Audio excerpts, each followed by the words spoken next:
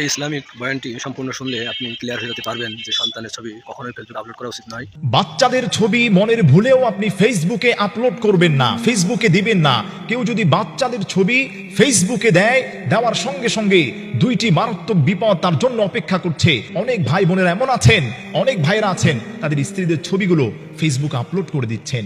অনেক ভাইরা আছেন, বোনেরা আছেন তার ছোট ছোট কুচি কাঁচা মাসুম বাচ্চাদের ছবিগুলো ফেসবুকে আপলোড করছেন। এর দ্বারা আপনি সাময়িকভাবে কিছু শান্তি অনুভব করছেন, কিন্তু আপনার বাচ্চার উপর যে মারাত্মক দুইটি ক্ষতি হচ্ছে এটা আপনি কখনোই ভাবছেন না। আপনি আশ্চর্য হয়ে যাবেন। নবীজি সাল্লাল্লাহু আলাইহি ওয়াসাল্লাম এই বিষয়গুলোকে 1450 বছর পূর্বেই বলে গিয়েছেন। বর্তমান মেডিকেল সায়েন্স যেটা গবেষণা করে এখন বের করছে, সেই কথাগুলো নবীজি সাল্লাল্লাহু আলাইহি ওয়াসাল্লাম 1450 বছর পূর্বেই বলে গিয়েছেন। কেউ যদি তার সন্তানের ছবিগুলোকে ফেসবুকে আপলোড করে, ফেসবুকে দেয়, এর দ্বারা সব থেকে বড় যে ক্ষতিটা হবে আপনার সন্তানের, এক নম্বর হচ্ছে আন-নাজরু হাক্কুন, মানুষের নজর পড়বে। মানুষ আপনার সন্তানটার দিকে কোন নজরে তাকাবে?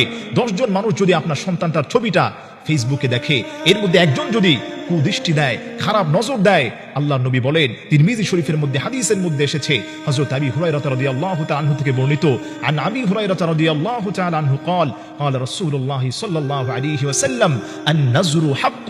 নবীজি সাল্লাল্লাহু আলাইহি সাল্লাম বলেন, নজরটা হচ্ছে সত্য।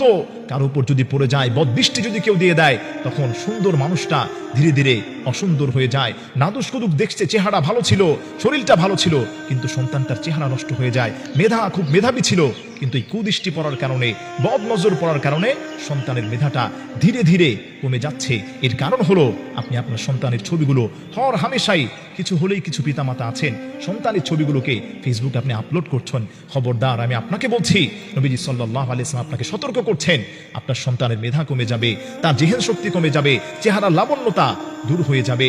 চেহারা দেখা যায় ভালো ছিল, শরীরটাও ভালো ছিল, এই মানুষের কুদৃষ্টি পড়ার কারণে দেখা যায় তার এই সুন্দর জীবনটা ধীরে ধীরে নষ্ট হয়ে যাচ্ছে।